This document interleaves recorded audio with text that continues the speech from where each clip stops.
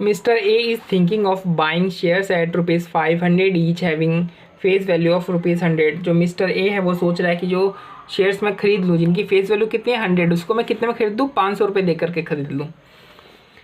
He is expecting a bonus at the ratio of 1:5 during the 4th year. कह रहा है कि वो एक्सपेक्ट कर रहा है कि चौथे साल के दौरान बोनस शेयर इशू किए जाएंगे। किस रेशियो में इशू किए जाएंगे? 1:5 के रेशियो में इशू किए जाएंगे। अच्छा, तो 1:5 को पढ़ा कैसे जाता है? ये देखो 1:5 को ऐसे पढ़ा जाएगा 1:4:5, मतलब हर 5 शेयर के लिए आपको एक शेयर दिया जाएगा।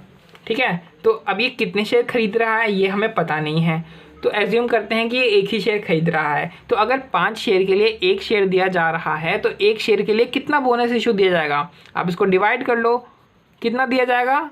0.2 शेयर दिया जाएगा। यानी इसका एक शेयर चौथे साल के बाद कितना शेयर में कन्वर्ट हो जाएगा? 1.2 शेयर में इसका कन्वर्ट हो जाएगा। तो और ये कह रहा है कि एनुअल जो एक्सपेक्टेड डिविडेंड है वो 20% का है, और जो ये 20% का जो रेट है ये आगे भी मेंटेन रहेगा। अब ये 20% का रेट आप किस पे लगाओगे? 500 पे लगाओगे या 100 पे लगाओगे? जाहिर सी बात है, जो डिविडेंड का जो रेट है वो फेस वैल्यू पे लगता है। फेस वैल्यू कितनी है? 100। तो 20% कितना हुआ? 100 का 20% यानी ₹20, यानी ₹20 का डिविडेंड इसको मिलेगा एक शेयर पे। और ये क्या है? ये 7वें साल के एंड में जो शेयर है उसको बेचना चाहता है, और उसकी जो एक्सपेक्टेड प्राइस है इसने सोच रखी है कि एक शेयर मेरा ₹900 में निकल जाएगा। अब देखना, एक शेयर की प्राइस है ये ₹900, बट इसके पास 7 साल के एंड में कितने शेयर हो जाएंगे भाई? बोनस मिलकर एक शेयर 1.2 शेयर में कन्वर्ट हो जाएंगे। और रेट क्या है? ये रेट दे रखी है, एक शेयर की रेट दे रखी है। यहाँ पे सिर्फ आपको ध्यान देना है, ठीक है। और ये कह रहा है कि जो इंसिडेंटल एक्सपेंसेस है सेल और परचेज करने पर, यानी शेयर की चाहे आप सेल करो चाहे परचेज करो, आपको जो इंसिडेंटल एक्सपेंसेस है वो मार्केट प्राइस का 5% देना ही पड़ेगा। यानी आपको बेचते समय 5% ज़्यादा देना पड़ेगा और खरीदते समय आपको 5% कम मिलेगा। नहीं, बेचते समय आपको जो 5% है वो कम मिलेगा और खरीदते समय आपको 5% ज़्यादा देना पड़ेगा। इसका मतलब ये हुआ।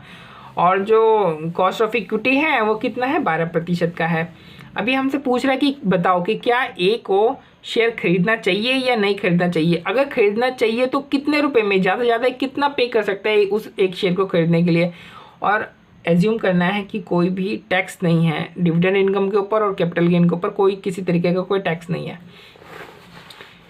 तो देखो, जितना मिस्टर ए को फ्यूचर में बेनिफिट होगा उतना ही तो ज़्यादा से ज़्यादा, मतलब जितना इन्फ्लो होगा, और इन्फ्लो को जितना फ्यूचर में उसका इन्फ्लो हो रहा है उसको अगर वो अभी पीवी कर दे तो ज़्यादा से ज़्यादा आज के लिए वो उतना देने के लिए तैयार होगा, उतनी प्राइस।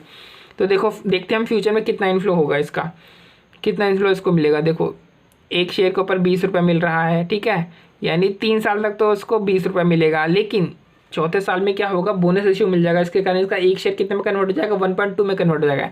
यानी अगर एक शेयर के लिए ₹20 मिल रहा है तो 1.2 शेयर के लिए कितना मिलेगा?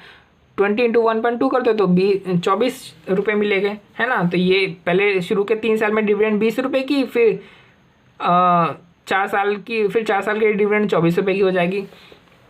ठीक है, समझ में आ गया ना। इधर ये 1 शेयर था, फिर चौथे साल में कन्वर्ट होकर बोनस शेयर मिलेगा तो ये उसको 1.2 शेयर हो जाएगा इसके पास। अब 7वें साल में ये शेयर बेच देगा तो एक शेयर कितने में बेचेगा? ₹900 में बेचेगा। लेकिन इसके पास शेयर है कितने? 1.2 के हैं। तो 900, अगर एक शेयर की कीमत 900 है तो 1.2 शेयर की कीमत कितनी हो जाएगी? तो 900 × 1.2 कर लो, आपका आ जाएगा। बट इसको टोटल इतना रुपये थोड़ी मिलेगा, जब ये बेचेगा तो इसको 5% कम मिलेगा ना इंसिडेंटल एक्सपेंस के कारण। तो इसको जो भी टोटल सेल से शेयर बेच करके मिल रहा है उसमें से 5% आप लेस कर दो, तो आंसर आ जाएगा 1026। फिर इन सबको आप पीवी फैक्टर, जो कॉस्ट ऑफ इक्विटी है उसके पीवी फैक्टर से इंटू कर दो। 2 पीवी फैक्टर आप सिर्फ 3 डेसिमल प्लेस तक ही लेना, ठीक है, क्योंकि आंसर में भी ऐसा ही कर रखा है। तो सिर्फ 3 डेसिमल प्लेसेस तक लेना। फिर आप इसको, ये कैश फ्लो को आप इंटू कर दोगे पीवी फैक्टर से तो आपका पीवी निकल जाएगा। तो इस तरीके से आपका टोटल पीवी कितना हो गया? ₹563.68 यानी टोटल इसको इनफ्लो कितना का हुआ? ₹563.68 का हुआ। लेकिन अब देखेंगे कि इसको आउटफ्लो का कितना हो रहा है। आउटफ्लो कितना हो रहा है इसका?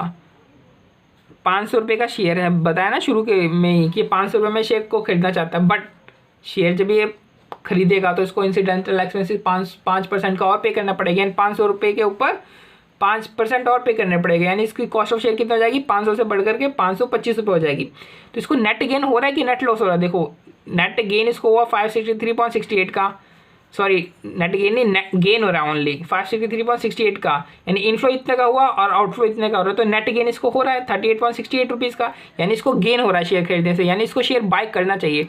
तो पहले सवाल का आंसर मिल गया कि शेयर बाय करना चाहिए, लेकिन कितना मैक्सिमम प्राइस के लिए शेयर के लिए पे करेगा। तो देखो शेयर से जो टोटल इन्फो हो रही है वो 563.68 की हो रही है, यानी ये टोटल जो है मैक्सिमम प्राइस जो कितना पे करने के लिए तैयार होगा 563.68। बट इस मैक्सिमम जो शेयर प्राइस जो ये पे करने के लिए तैयार होगा उसमें इंसिडेंटल एक्सपेंसेस भी इंक्लूडेड हैं, यानी एक्स जितने में वो शेयर जितने में शेयर खरीद सकता है, यानी purchase price plus purchase price के ऊपर 5% इंसिडेंटल एक्सपेंसेस इक्वल टू 563.68 है ना, क्योंकि मैक्सिमम इतना ही तो पे कर सकता है ना।